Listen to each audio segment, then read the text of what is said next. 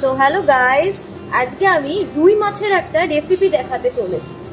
আজকে রবি ঠাকুরের জন্মদিন উপলক্ষে ঠাকুরবাড়ির একটা রেসিপি আমি তোমাদের সাথে শেয়ার করছি। তো এই রেসিপিটা করার জন্য আমি এরকম সাইজের রুই মাছ নিয়ে নিয়েছি। তো প্রথমে আমরা মাছটাকে নুন হলুদ দিয়ে ম্যারিনেট করে রাখবো কিছুক্ষণ।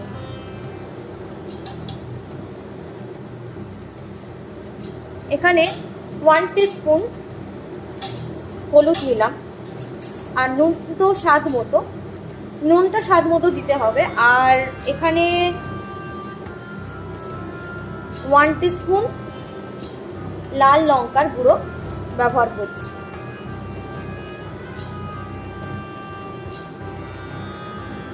এইবার মাছটাকে ভালো করে নুন হলুদ লঙ্কা মাখিয়ে নেব।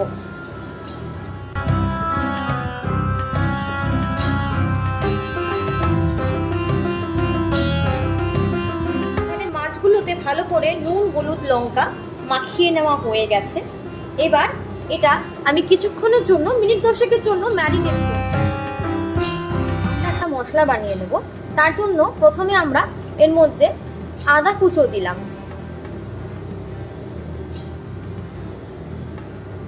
এরপর 1 টিস্পুন হলুদ,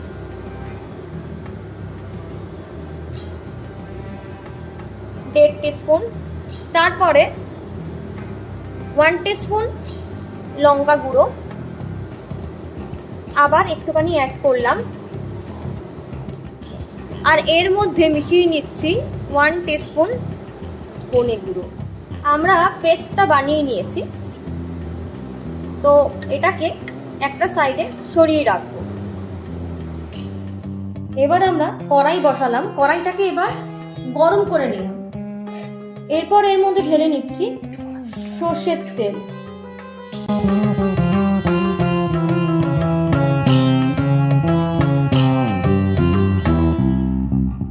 কড়াই দিয়ে দিচ্ছি।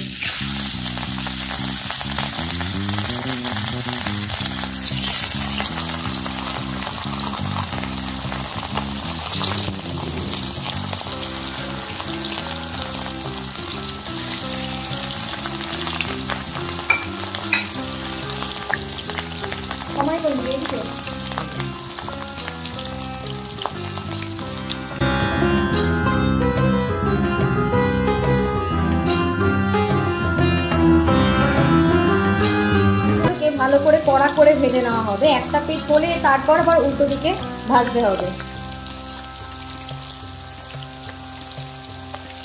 মাছগুলো ভেজে নেওয়া হয়ে গেছে, এবার এগুলোকে তুলে নেব।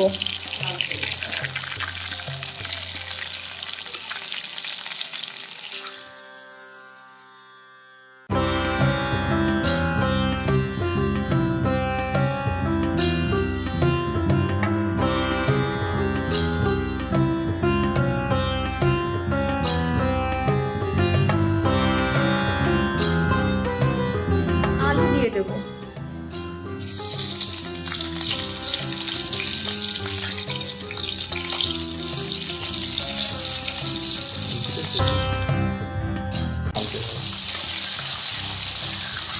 আলুগুলো এবার ভালো করে ভেজে নেব তেলে। আলুগুলো ভাজা হয়ে গেছে, আমি এবার একটি পাত্রে ঢেলে নেব।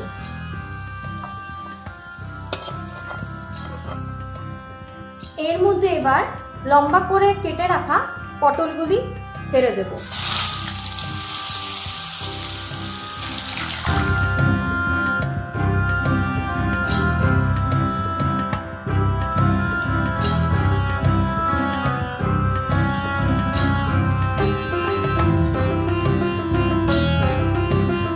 এবার ভালো করে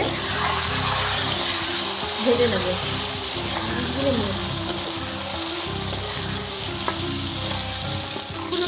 ভেজে রাখা আলুর সাথে তুলে রাখবো। এবার আমি এর মধ্যে ঢেলে নেব আগে থেকে তৈরি করা সেই আদা বাটা, ধনে গুঁড়ো, হলুদ গুঁড়ো আর লঙ্কা গুঁড়োর মিক্সটা।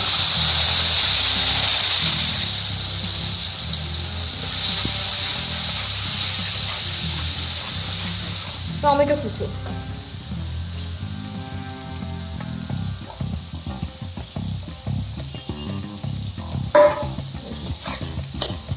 এবার ভালো করে এটিকে মিক্স করব।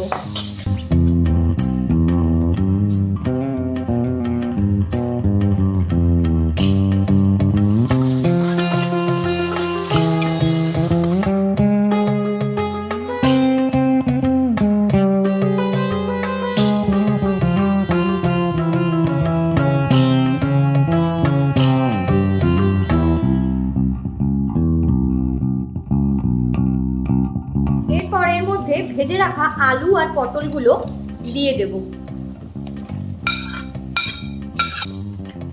দিয়ে ভালো করে মশলাগুলোর সাথে আলু পটলগুলোকে কষে নেব।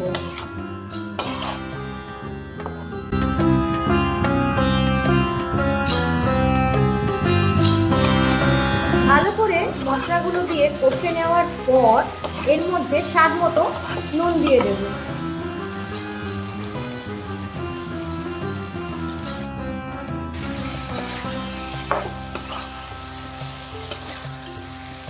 এরপর এর মধ্যে মিশিয়ে নেব জল।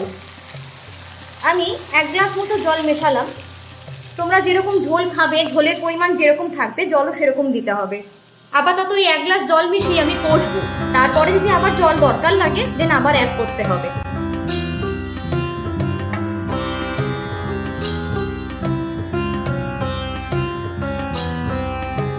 এবার একে একে এই ভাজা মাছগুলো ঝোলের মধ্যে দিয়ে দেব। এর সাথে দিয়ে দেব কাঁচা লঙ্কা,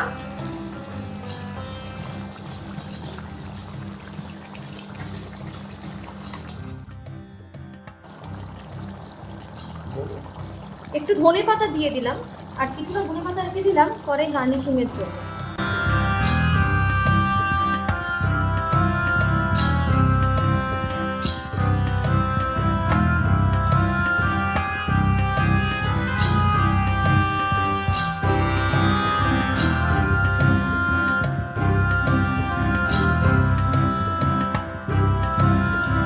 রেসিপিটা হচ্ছে পাঁচফোড়ন রুই।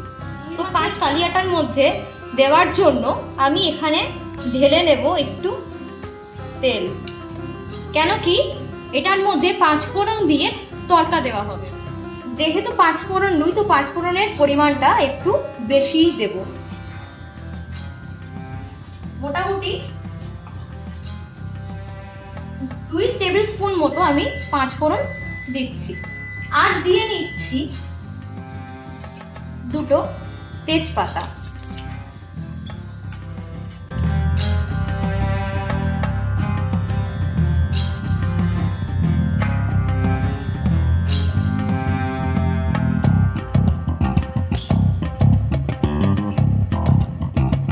এবার এই যে ফোড়নটা তৈরি করলাম এটা এর মধ্যে ঢেলে দেবো।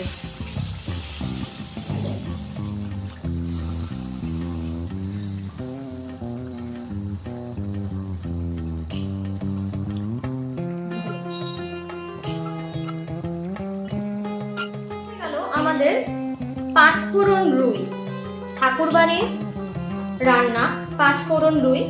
আজকে রবি ঠাকুরের জন্মবার্ষিকী উপলক্ষে এই রেসিপিটি আমি তোমাদের সাথে শেয়ার করলাম। অবশ্যই তোমরা এটা বাড়িতে ট্রাই করবে এবং আমাকে জানাবে কেমন লাগলো তোমাদের। সো আজকে রেডি হয়ে গেল পাঁচফোড়ন রুই।